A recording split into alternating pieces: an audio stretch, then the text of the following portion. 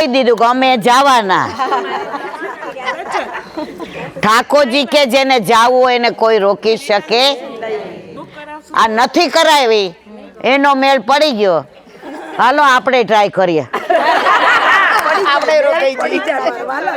હવે વાત કોટવનની કરીએ.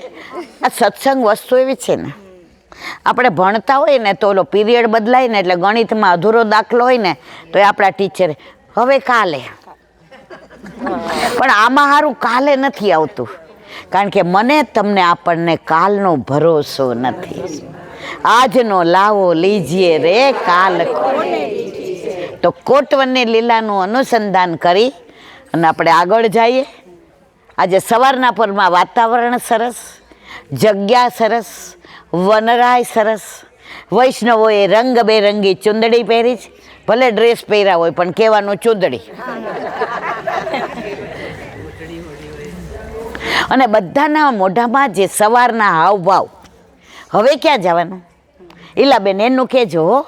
બસ એ જે ભાવ મન આ સવારે આજ મને કહેતા હતા, આ તો બધાનું લેવું છે, બધાના મોઢાના હાવભાવ સવારે કેવા. પણ તમને ખાનગી વાત કહો, કાલે બધા એટલું થાક્યા હતા પણ રાત્રે સત્સંગમાં બેઠા ને બધાના મોઢા પર એટલા સુંદર ભાવ હતા.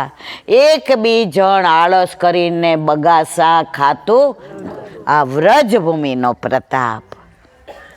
તો કોટવન બાર છે, શીતળકુંડ છે. ઠાકોરજી આ છેલ્લી બેઠક, જે વ્રજની 22 બેઠક એમાં છેલ્લી દૂરમાં દૂર ઠાકોરજી અહીંયા પધારે. રાધાજીને ઈશારો કરી દે, પ્યારી જો આજ યહાં આયો, कदम्ब के नीचे आई जइयो ओ बरसाने वाली, कदम्ब के नीचे आई जइयो ओ बरसाने वाली, काना होरी खेलन आई जइयो ओ बरसाने वाली, राधा होरी खेलन आई जइयो ओ बरसाने वाली. ઠાકોરજીએ સમાચાર કેવડાવી દીધા. રાધાજીએ લલિતા, વિશાખા, સુભગા, કેતકી, સંજાવલી, રય, ભામા, શ્રીભામા, શકુંતલા, શેફાલી, મંગલા, સુમંગલા બધાને ઈશારો કર્યો. બધા સાથે આવ્યા. પ્રભુની સાથે બધાએ આનંદ કિલ્લોલ કર્યો. પછી લલિતાજીએ બધાને ઈશારો કર્યો, ચલો આપણે શીતલકુંડમાં પાન કરીએ. કર્યા બધાએ?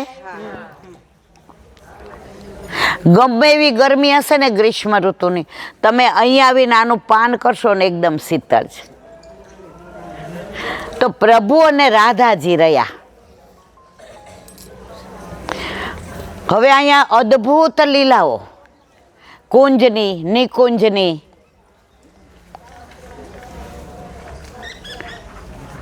બંસી રાધાજીએ લઈ અને પોતાની ફેંટમાં બાંધી દીધી. એટલે ઠાકોરજી કહ્યું, રાધે રાધે બિના શ્યામ આધે, પણ બંસી બિના રાધા આધે. કારણ કે હું વેણુનાથથી તમને બોલાવું નહીં તો તમે આવો કેવી રીતે? એક કામ કરો ને, તમે વેણું વગાડો. એટલે રાધાજીએ તો મુખ પર વેણું પધરાવી અને એવી સરસ વગાડવા માંડ્યા, પણ અંદરથી અવાજ નીકળો. બીજી વાર, ત્રીજી વાર વેણુનો અવાજ આવ્યો નહીં. રાધાજીને બહુ ખરાબ લાગ્યું, પ્રભુ આ વેણું તમારી જેવાય છે? મારા હાથમાં દીધી ત્યારે ના પાડ્યું કે રાધા વગાડે તો નહીં? ઠાકોરજી કે નહીં રાધે, એ વેણુને જે ટેવ છે ને એવું તમે ન કર્યું. રાધાજીએ પૂછ્યું, શું ટેવ? વાત લાંબી છે પણ હવે આપણે 5 મિનિટમાં નીકળવું છે, રન લાંબો છે. ઠાકોરજીએ કહ્યું, સુન રાધે, હું જ્યારે વેણુ મુખ પર લઉં છું ત્યારે અંદર પેલું રાધા વગાડું છું એટલે વાગે છે. તમે કૃષ્ણ વગાડ્યા એટલે વેણુ વાગે? વેણુ કેવી? વેણુ કેવો કહેવાતો? અને રાધાજીએ કીધું તો મેં નહીં બજાઉંગી, મેં થોડી રાધા ગાઉંગી. અને ઠાકોરજીએ વેણુ હાથમાં લઈ રાધે રાધે બિના શ્યામ, શ્યામ તેરી श्याम क्यों ऐसा करते हो? ये तो ठाकुर जी की कृपा है बहन।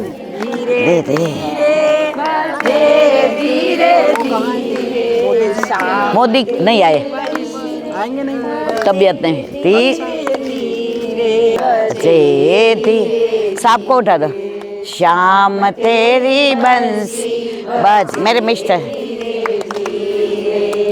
તો ઠાકોરજી વેણુ વગાડે ત્યારે કેમ વાગે? અંદર રાધાજીનું નામ. એક મિનિટ.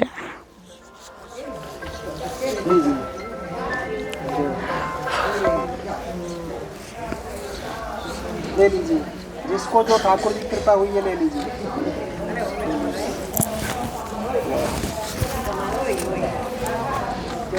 આ બધી લીલાઓનું અનુસંધાન બધી ગોપીઓ ઘરે જઈને કરે. તો યશોદાજીના મનમાં એમ થયું, ઓહો મારો લાલો આવું બધું કરે છે. તો એક દિવસ ઠાકોરજી ભાત લઈને નીકળ્યા. ભાત એટલે આપણે જે લંચ બોક્સ કહીએ ને એ. અને જેવા અહીંયા પધાર્યા તો યશોદાજી પાછળ પાછળ આવ્યા, ઘૂંઘટ કાઢેલો. ઠાકોરજી સમજી ગયા કે મેરી મૈયા મુકે પીછે આ રહી હે. હવે રાધાજી સાથે જે નિકુંજ લીલા કરતા હોય એ દર્શન યશોદાજીને કરાવાય. યશોદાજીની વાત્સલ્ય ભાવની લીલા અને રાધાજીની માધુર્ય ભાવની. હવે આવ્યા ठाकुर जी के ओ मैया बहुत बढ़िया कियो तू आ गई, मुझको बहुत अच्छा लगे. मन में के माँ यहाँ नो अवाय. ठाकुर जी ये फूल दीदा, माँ इसका कोट बनाओ मैं तेरे साथ खेलूंगा. फल दीदा, माँ फल का कोट बनाओ मैं तेरे साथ खेलूंगा. माँ ये चूड़री का कोट बनाओ मैं तेरे साथ खेलूंगा. माँ ये कमल का कोट बनाओ मैं तेरे. तो કેટલા બધી વસ્તુ આપી, આ બધાના કોટ બનાવ, હું તારી સાથે ખેલવા આવીશ. આ બધા બનાવીશ તો હું પેલે પાર જે લીલા કરું છું એના દર્શન તને થશે. સમજાણું બધાને? તો કોટાન કોટી લીલા અહીંયા પ્રભુએ રાધાજી સાથે કરી એટલે આનું નામ શું પડ્યું? અને આ છેલ્લા બેઠક એટલે કોટ વાળી લે. પછી આગળ વ્રજ નહીં, આગળ કોઈ બેઠક નહીં, એટલે આ કોટવન. ગ્રીષ્મ ઋતુ હોય ને પ્રભુને જે ગરમી લાગે અને આની અંદર સ્નાન કરે અને શીતળ થાય તો આનું નામ શીતળ કુંડ. આની લીલાઓ ઘણી બધી છે મારા વાલા, પણ ટાઈમનો અભાવ અને આપણે હજી જવાનું છે. મેં હમણાં જ કીધું कैसे आवू रे कनाई तेरी गोकुल. जो आज आ लांबो रूट ना लेत ने तो 2-3 स्थળ छूटी जात. तमने मने गमत. काले बधा थाकी गया पण कोकिलावन अने રીઠોરા એટલે લઈ લીધું. હવે આપણે રૂટ ઉપર જવાનું તો બરાબર કર્યું હતું. આજે આ રૂટ લાંબો લીધો બરાબર છે. તો હવે મુખ્યાણી જો આવે તો એક રસ્યો ગાઈએ, નહીતર હવે આપણે આગળ પ્રયાણ કરીએ. કારણ આપણું ભોજન અક્ષય બટમાં છે. યમુના કિનારો ને ગૌશાળા ને વડ ને ચારે બાજુ વનરાય ને એમાં ઠાકોરજી છાક આરોગતા હોય અને આપણે પણ ભોજન લઈએ તો આનંદ આવે. બોલો વલ્લભા.